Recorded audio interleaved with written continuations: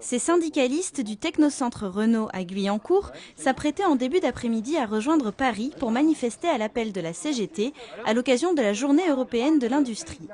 Étaient également présents des salariés de l'usine Renault-Flin et de Peugeot-Poissy. La veille, lundi, le Conseil général des Yvelines avait organisé une table ronde entre syndicats et organisations patronales pour échanger sur l'avenir de l'industrie dans le département et faire des propositions. Nous sommes porteurs d'une proposition de la tenue d'assises industrielles au niveau départemental qui puisse regrouper tous les acteurs de la filière. La désindustrialisation n'est pas fatale. Elle est le résultat de la crise du système qui vise à une rentabilité financière toujours plus importante.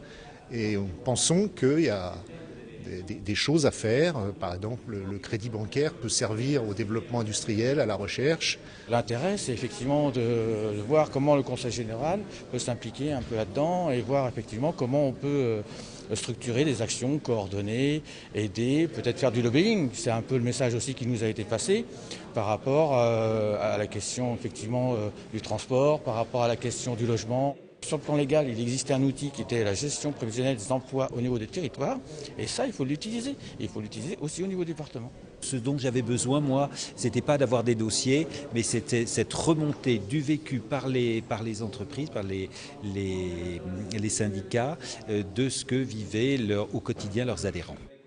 Seul bémol à cette réunion informelle, l'absence des organisations patronales MEDEF et CGPME. L'industrie représente 16% de l'emploi dans les Yvelines avec 80 000 postes, soit 2% de moins qu'en 2008. Premiers acteurs touchés, les constructeurs automobiles et leurs sous-traitants.